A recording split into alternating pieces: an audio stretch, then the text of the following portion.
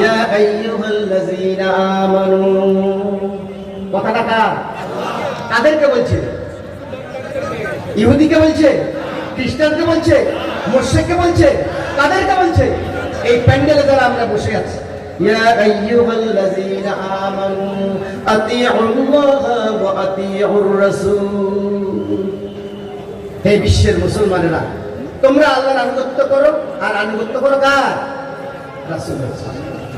In কুনতুম তুহিব্বুনাল্লাহ ফাত্তাবিউনি ইউহিব্বুকুমুল্লাহ। যদি তোমরা আল্লাহকে ভালোবাসো তাহলে আমি নবীর ইত্তেবা করো, আমার আনুগত্য করো, তাহলে আল্লাহ তোমাদেরকে কি করবেন? ভালোবাসবেন।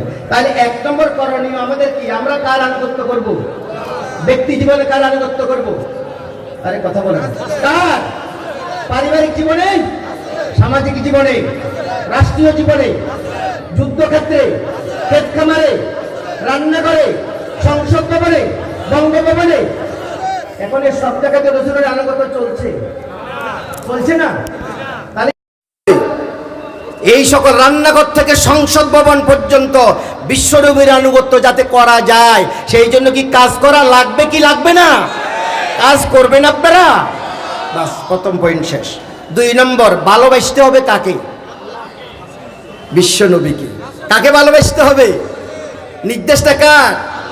আল্লাহ রাব্বুল আলামিন বলেন, قل إن كان آباؤكم وأبناؤكم وإخوانكم وأزواجكم وعشيرتكم وأموال اقترفتموها وتجارة تخشون كسادها ومساكن ترضونها أحب إليكم من الله ورسوله وجهاد في سبيله فتربصوا حتى يأتي الله بأمره والله لا يهدي দিল কওমাল ফাসিকিন। কটা জিনিস বলছে এখানে? 8টা জিনিস। এই 8টা জিনিস কিন্তু আমাদের মহব্বতের। আমাদের পিতা আমাদের মহব্বতের না, আমাদের সন্তান মহব্বতের না, আমাদের ভাই, আমাদের স্ত্রী, আত্মীয় স্বজন, ধন দৌলত, ব্যবসা প্রতিষ্ঠান, আমার ওই সুরম্য অট্টালিকা, বালাখানা, গড়খানা, এই 8টা জিনিস আমাদের মহব্বতের। তো তবে এই 8টা জিনিসের মহব্বত যাতে করে 3টা জিনিস থেকে বেশি না হয়। কয়টা জিনিস থেকে? মিনাল্লাহি, আল্লাহ থেকে। এই 8টা জিনিস থেকে আমরা বেশি ভালোবাসবো কাকে? ওয়া রাসূলিহি, তারপরে কাকে?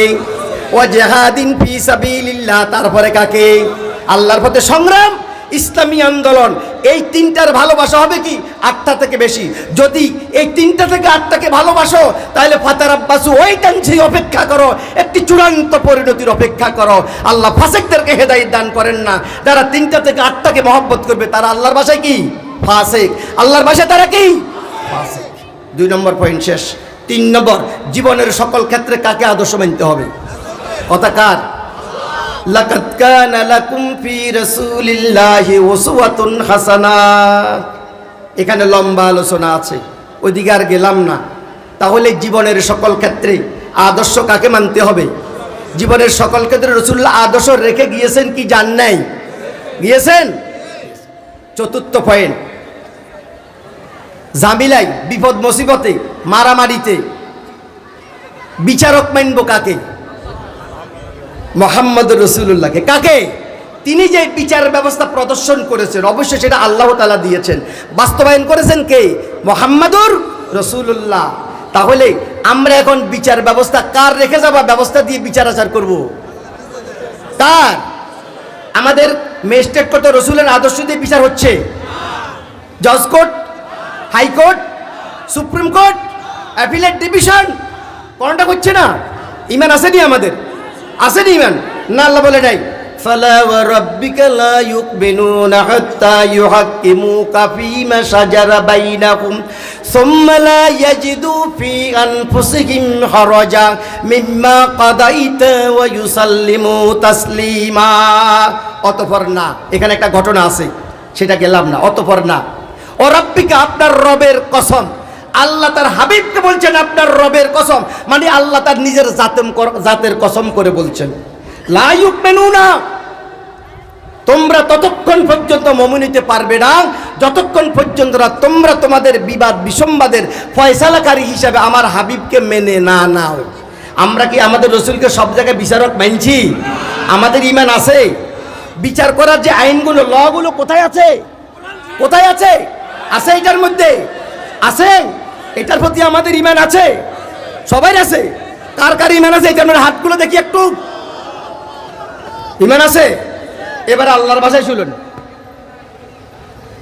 ألم تر إلى الذين يزعمون أنهم آمنوا بما أنزل إليك وما أنزل من قبلك يريدون أن يتحاكموا إلى الطاغوت وقد أمروا أن يكفروا به ويريد الشيطان أن يضلهم ضلالا بعيدا وإذا قيل لهم تعالوا إلى ما أنزل الله وإلى الرسول رأيت المنافقين يصدون عنك صدودا। হে রাসূল, আপনি কি তাদেরকে দেখেন নাই? আলাম তারা ইলাল্লাযিনা, আপনি কি তাদেরকে দেখেন নাই যারা নিজেদেরকে আপনার প্রতি যে কিতাব নাজিল করা হয়েছে কিতাবের প্রতি ঈমানদার মনে করে? যেমন আমরা কিতাবের প্রতি ঈমানদার, তো ঈমানদার, কিন্তু দেখেন ইউরিদুনা আন ইয়াতাহাকামু ইলা তাগুত, কিন্তু তারা তাদের বিচারের জন্য মোকদ্দমাগুলো তাগুদের আদালতে নিয়ে যায়। কার আদালতে? আমরা আমাদের জামিলার বিচার করার জন্য কার আদালতে নিয়ে গিয়েছি? কার কাছে নিয়ে যাই? অথচ এই কোরআনের প্রতি আমাদের ঈমান আছে। তারা তাদের বিচার করার জন্য তাগুতের কাছে নিয়ে যায়। তারা যখন তাদেরকে বলা হয় তাআলাও, আল্লাহর দিকে আসো এবং আমার হাবিবের আইনের দিকে আসো, রাইতাল মুনাফিকিনা ইয়াসুদ্দুনা আনকা সুদুদা, তখন আপনি দেখবেন মুনাফিকেরা আপনাকে পাশ কেটে চলে যায়। আপনি যখন দাওয়াতি কাজ করবেন, আসেন ইসলামের শাশ্বত বিধানের দিকে আসেন, আল্লাহর আইনের দিকে আসেন, রসুলের আদর্শের দিকে আসেন। এই সমাজে এই ধরনের দাওয়াতি কাজ চলছে তো? একটা সংগঠন দাওয়াতি কাজ করে তো, কিন্তু সবাই কি দাওয়াতে সাড়া দেয়? তারা সাড়া দেয় না, তারা পাশ কেটে তাগুতের আদালতে তাদের মোকদ্দমা নিয়ে যায়। সম্মানিত ভাইয়েরা আমার, এখানে শেষ করতে চাচ্ছি, আজকে থেকে আমরা যতদিন বাঁচব, আমরা আল্লাহর এই জমিনে আল্লাহর আইন প্রতিষ্ঠা হোক। আপনারা চান কিনা? এই বাংলার প্রতি ইঞ্চি জমি আল্লাহর কোরআনের দ্বারাই শাসিত হোক। আপনারা চান কিনা?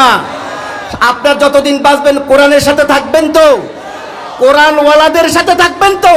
না এখান থেকে যাওয়ার পরে ভুলে যাবেন? বলবেন না তো? হাত তুলে দেখান তো, থাকবেন আপনারা কোরআনের সাথে থাকবেন? এ আল্লাহ, তুমি হাতগুলি দেখে রাখো, তুমি হাতগুলোকে কোরআনের জন্য কবুল করে নাও। ওমা তৌফিকুনা ইল্লা বিল্লাহ। আসসালামু আলাইকুম ওয়া রাহমাতুল্লাহি ওয়া বারাকাতুহু।